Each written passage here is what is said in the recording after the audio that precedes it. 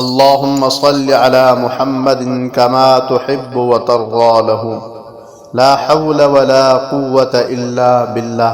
حضرت عبداللہ بن مسعود رضی اللہ عنہ فرماتے ہیں کہ لا حول ولا قوة الا باللہ کو میں نے رسول اللہ صلی اللہ علیہ وآلہ وسلم کے سامنے پڑھا تو آپ صلی اللہ علیہ وآلہ وسلم نے فرمایا کہ اس کا مطلب جانتے ہو کیا ہے؟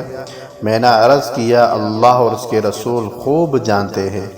آپ صلی اللہ علیہ وآلہ وسلم نے خود ہی ارشاد فرمایا اس کا مطلب یہ ہے گناہ سے بچنے کی طاقت نہیں مگر اللہ کی حفاظت سے، اور اللہ کی عبادت کرنے کی قوت نہیں مگر اللہ کی مدد سے۔ اور فرمایا جو بندہ ہر وقت استغفار کرتا رہتا ہے اللہ اس کی ہر مشکل آسان کر دیتا ہے اور ہر غم دور کر دیتا ہے، اور ایسی جگہ سے روزی دیتا ہے کہ جہاں سے اس کا گمان بھی نہیں ہوتا۔ لا حول ولا قوت الا باللہ کے فوائد۔ یہ کلمہ عرش کے نیچے جنت کا خزانہ ہے اور جنت کی چھت عرش الہی ہے۔ اس کے پڑھنے سے اعمال صالحہ کے اختیار کرنے اور گناہوں سے بچنے کی توفیق ہونے لگتی ہے۔ اس معنی میں یہ جنت کا خزانہ ہے۔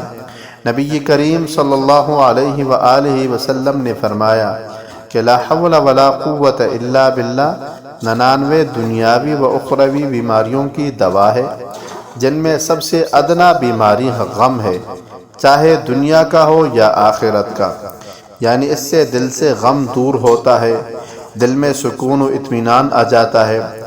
جب بھی دل میں پریشانی اور غم محسوس کرو تب ایک جگہ بیٹھ کر 100 دفعہ یا اس سے زیادہ دل ہی دل میں دھیان اور توجہ سے پڑھو، انشاءاللہ تعالی دل میں سکون و اطمینان آ جائے گا۔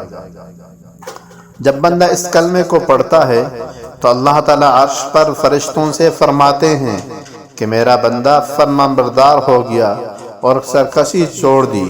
یہ نعمت کیا کم ہے کہ بندہ زمین پر یہ کلمہ پڑھتا ہے اور حق تعالی عرش پر فرشتوں کے مجمع میں اس کا ذکر فرماتے ہیں۔ اللہ تعالی ہمیں صحیح معنوں میں عمل کرنے کی توفیق عطا فرمائے۔